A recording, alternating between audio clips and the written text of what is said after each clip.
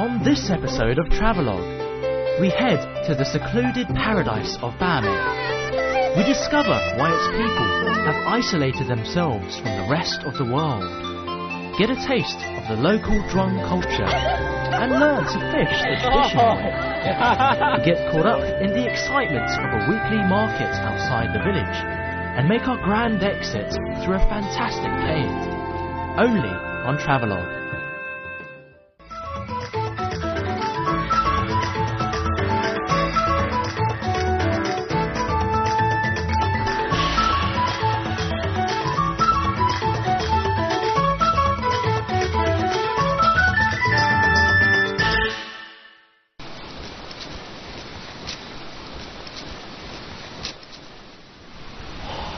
God, it's the most incredible entrance I've ever seen. A place hidden in the mountains, a place not even in English guidebooks, a place that you can only reach via a tunnel in a cave, and a place that's considered the Chinese utopia. This is Bame. I'm Turan, and welcome to Travelogue.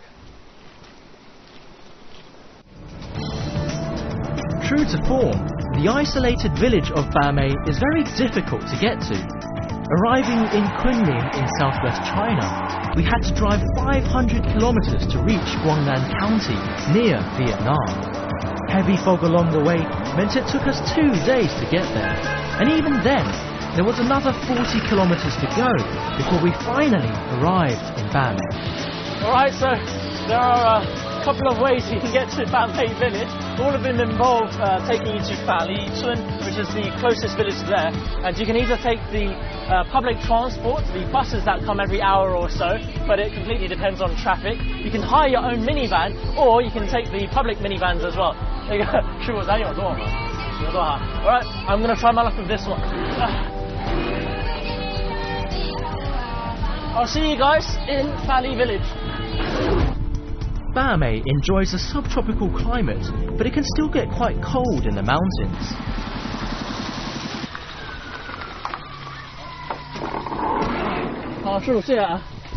Alright, this is Fali village, and you have to make up the rest of the way there either by foot or by horse, but if you look over there, that is Bame village. Finally, the last leg of our journey. Sitting here on this horse-drawn cart, I can imagine that the people who originally discovered Bame might well have come by the same means of transport.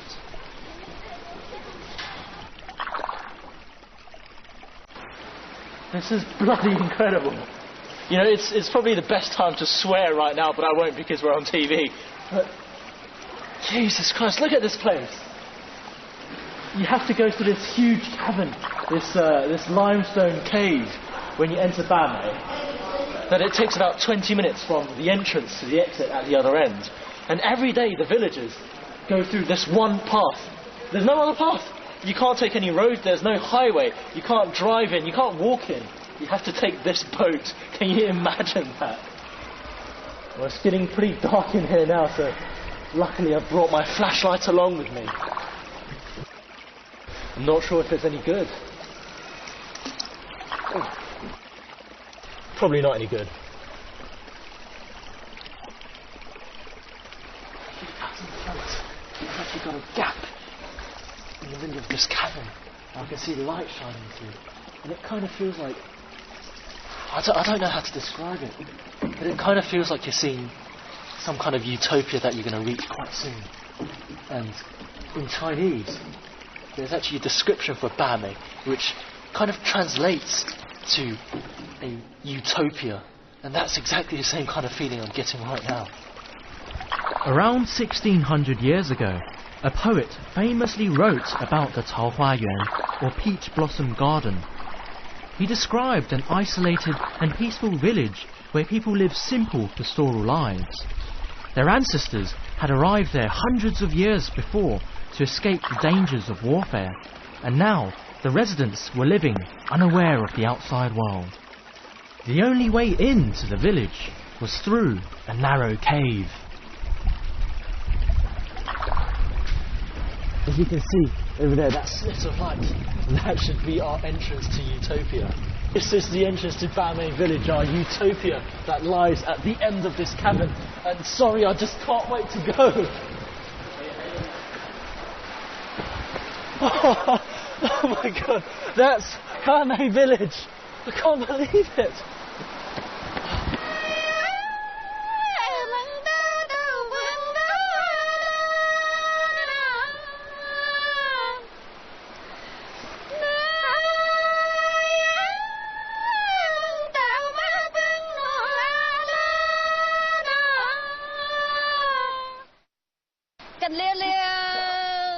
这是干什么的？跟溜溜迎宾酒。迎宾酒。跟溜溜。我必须得喝吗？是啊，跟溜溜就要喝完嘛。好，谢谢啊。跟溜溜2杯，好事成双。2杯。对。好，哎，跟溜溜。跟溜溜。This is the traditional drunk culture, and they're going to stop you when you cross this bridge, and you must drink 2 cups of this wine that they've made themselves. So, bottoms up. Tastes great. Smoky, just like whiskey. 你们跟我一块儿去吗？也送我去吧。好。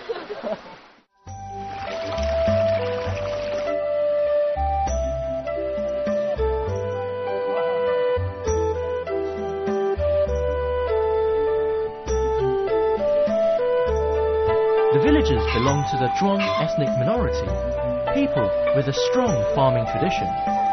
They choose to lead simple, self-sufficient lives, and thanks to their isolation from the outside world, their traditions have been largely protected and preserved.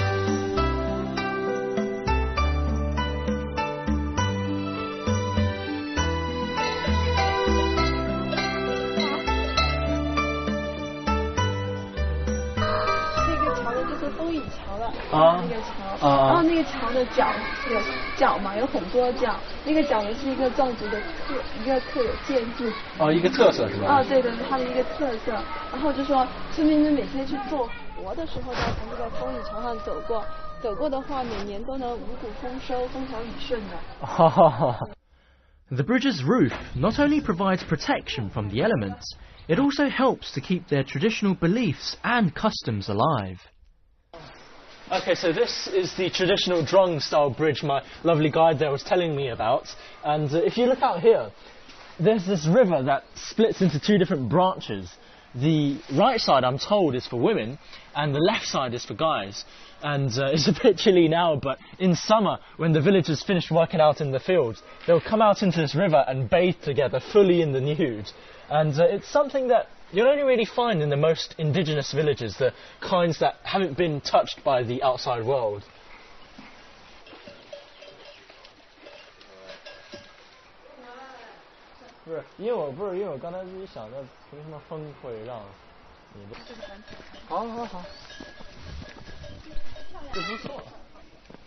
Okay, so my guide tells me that there are quite a lot of guest houses here in Bame, and this one used to be a villager's home, which has now been renovated into a guest house.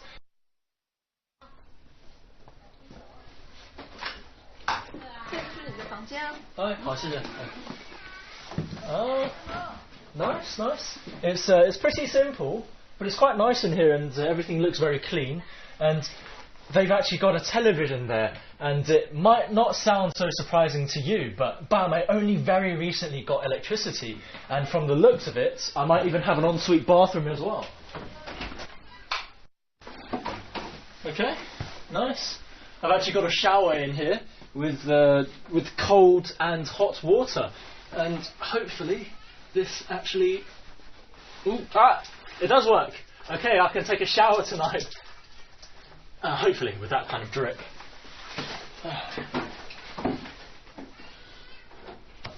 But anyway, I think it's time for me to have a bit of a break.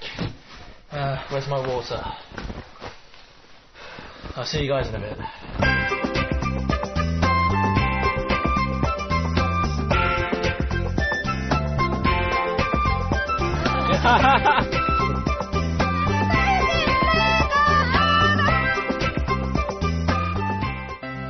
On this episode of Travelogue, we head to the secluded paradise of Bame. We discover why its people have isolated themselves from the rest of the world, get a taste of the local drone culture, and learn to fish the traditional way. We get caught up in the excitement of a weekly market outside the village, and make our grand exit through a fantastic cave. Only on Travelogue.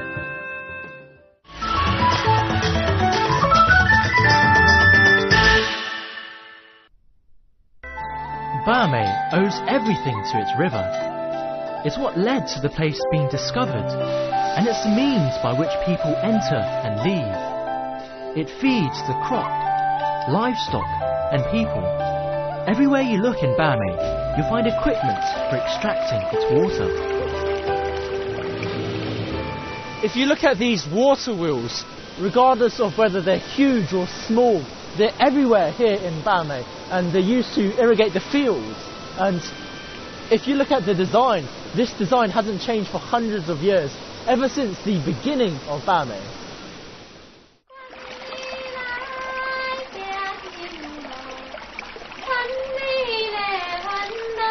However, the river can't provide Bame with everything. Here, all the women are expert weavers, and there's a loom to be found in almost every house. Weaving is a skill that Drong people have traditionally excelled at, and it's helped Bame get by without having to rely on trade from the outside. Nowadays, with the increasing contact with the outside world, the villagers make their own clothes less out of necessity and more as a way of keeping their traditional skill alive. Not bad. 大姐，这多少钱呢？4块。4块钱。不是4块。10块钱。4块。Okay, so a bit of a misunderstanding there. In Chinese, 4 and 10 are pretty much the same. So make sure you know which one they're saying before you buy anything. Even so, I think 10 RMB for something like this is pretty worth. Tradition is everywhere to be found. Most of the women here were brought up playing this game, and it remains their favourite pastime. 这是用什么叶子？随便什么叶子都行。随便什么叶子。So this was the ball I was trying to kick earlier, and the nicest thing about it is, if it breaks, you can just grab any of these kind of leaves growing by the river and make a new one. So that's self-sufficient entertainment for you. For us city slickers, sunset tends to mean the start of a long night ahead. But for the people of Bame, it signals the end of a long day.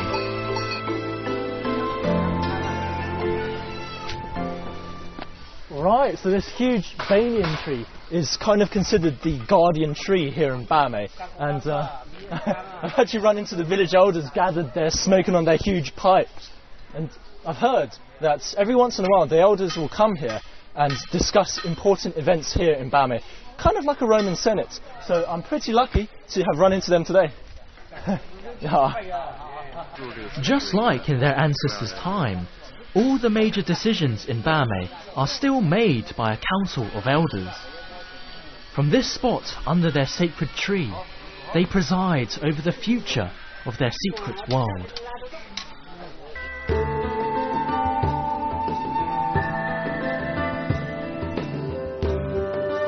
But on days when the rain just won't let up, you can sit back with a cup of tea, listen to the sound of the rain outside, and drink in Bame's secluded beauty.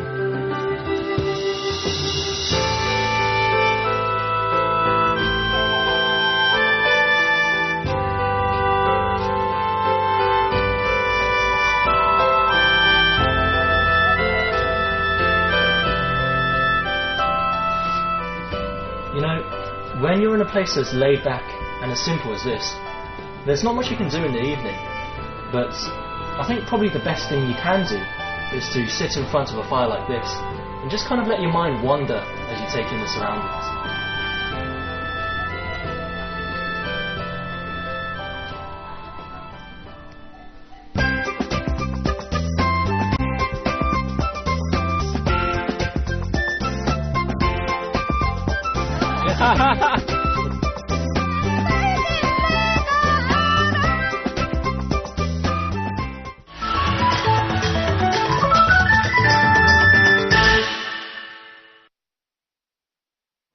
So every Monday there's a market outside Bamei village in Fali village, and it's incredibly important to the people here because they'll get all of their additional supplies from the outside world over there, and seeing as it's Monday, I'm going to see if I can join them as well. Ooh. It's a pretty busy day, as you can see, and there are hordes of people coming out, and I've actually had to commandeer one of their boats because there's not enough space, and I'm sitting kind of close to the edge, so hopefully this boat doesn't rock too much and make me fall in. And we're off, and this is pretty nice. I'm coming out for the first time with the locals, and we'll see what I can find at the daily market, at the weekly market in Fali village. These weekly markets are vital for sustaining Bamei's economy, but they're much more than just a source of supplies. Traditionally, these markets have been the place to go, to hear news about what's happening in the outside world. For generations, Monday has been the day on which this isolated village exposed itself to the modern world. And for me, it's an incredible feeling to be a part of that legacy. So that was quite a ride. It's quite drafty now, but everyone's excited to finally get to the market, so let's see if we can get something good to eat. Many of Bamei's residents are keen to embrace the modern world, but this is made difficult because of its inconvenient location and because its selling point as a tourist destination is that it's an unspoilt utopia. But things are changing.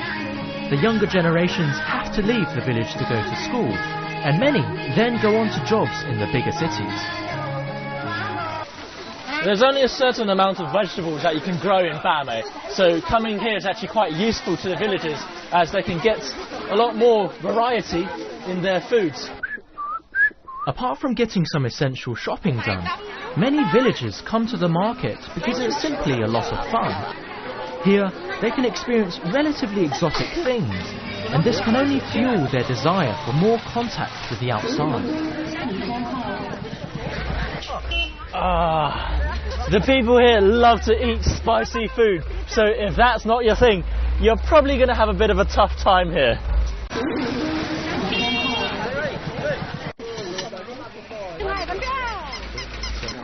Alright, so this is all tobacco that the locals have thinly sliced, and I think they take this and they stick it in these huge pipes that are filled with water, kind of like with shisha, this kind of incense stick, to push it in and burn it and suck on the other side. Here it goes.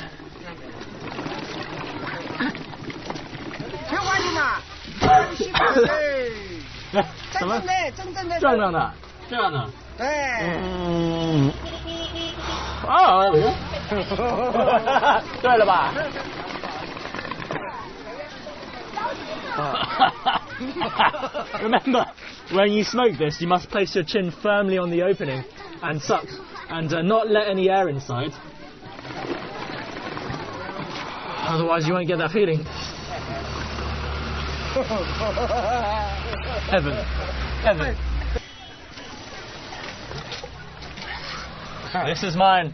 From now on, you'll see me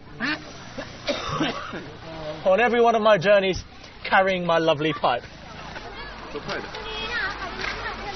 Alright, I'm going home with my days. This is proving pretty fun. I think I'm one of the villagers now. With the day's shopping done, I head back to the guest house for a completely organic lunch. Given the sustainable lifestyle here, there was no surprise to discover that everything that went into our meal was personally raised or grown by our host. 壮族里头怎么说吃饭？根号。根号吧，根号，来，是，我是要我这个腊肉，哎呀。This is how meals are eaten in Bamei. There's no need for anything fancy, just a fire, a wok, and something to put your food on. Staying in the guest house, eating and drinking just like the villagers, is a great way to experience Bamei life.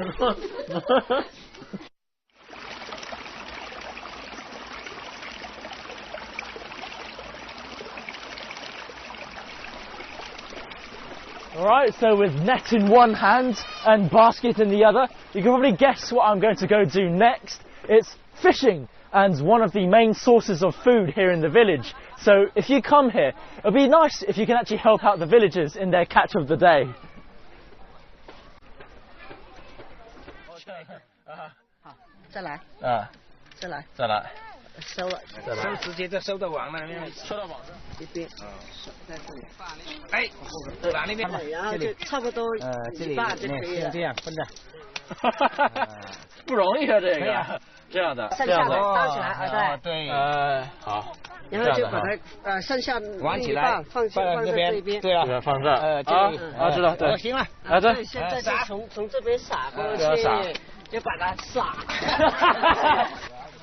Oh man, it's cold! This is the price I pay for this. Christ! I hope I don't catch pneumonia and die. 这样子让是吧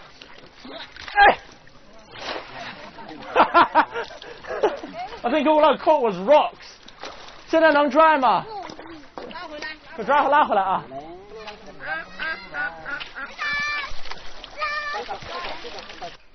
Fish over there, net over here.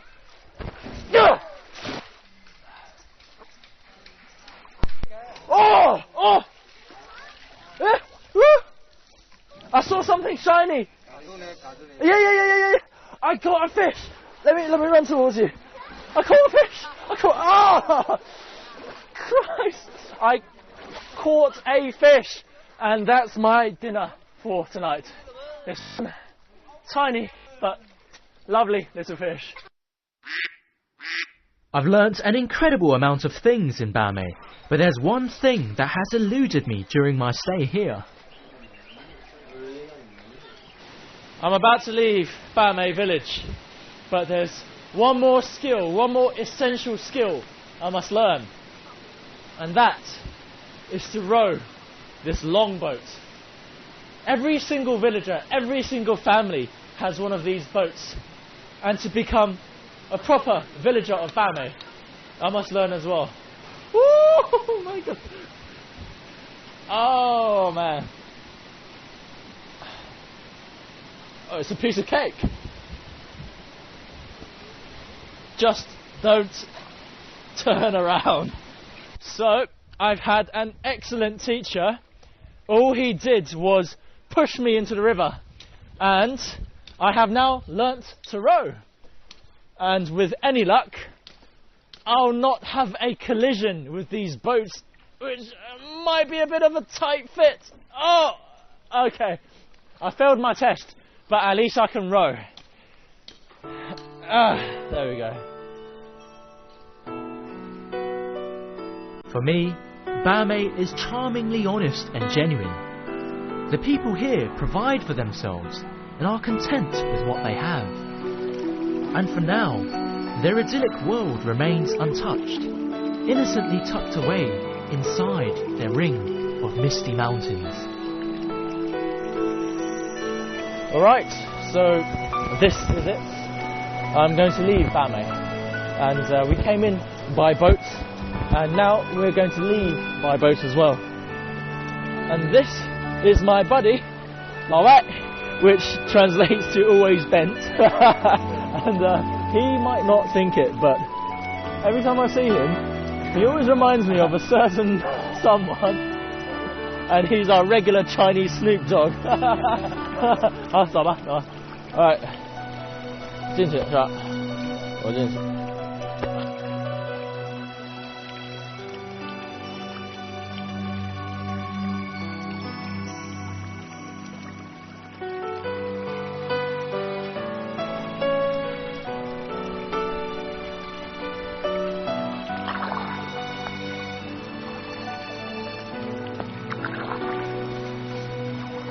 As you can see, it's actually raining now, which is quite symbolic for me actually.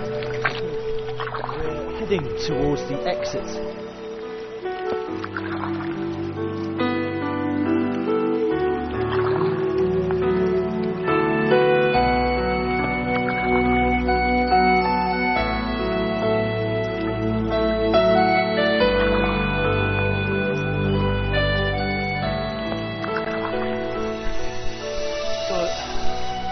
like how I entered Bame, I must now leave through a cave on the other side of the village. And I've had an incredible time here, and I feel like I've been accepted as one of the villagers.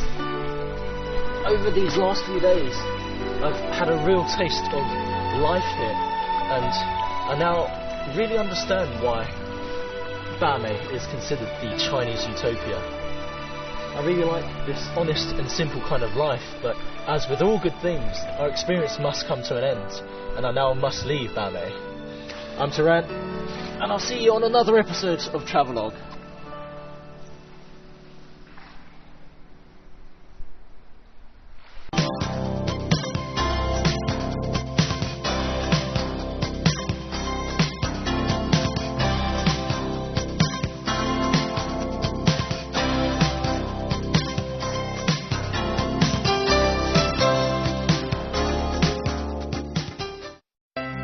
On this episode of Travelogue, we head to the secluded paradise of Bame.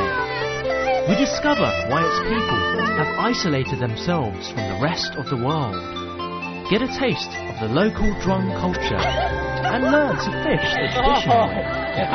We get caught up in the excitement of a weekly market outside the village, and make our grand exit through a fantastic cave. Only on Travelogue. And even then, there was another 40 kilometers to go before we finally arrived in Bame.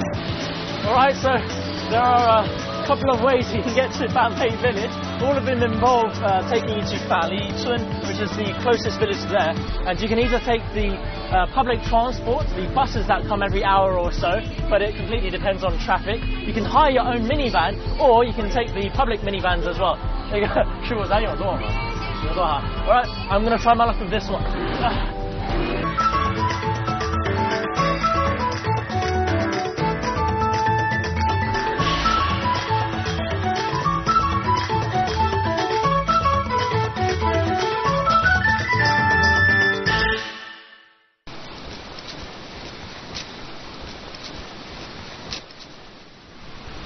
my god, it's the most incredible entrance I've ever seen. A place hidden in the mountains, a place not even in English guidebooks, a place... I'll see you guys in Fali village. Bame enjoys a subtropical climate, but it can still get quite cold in the mountains.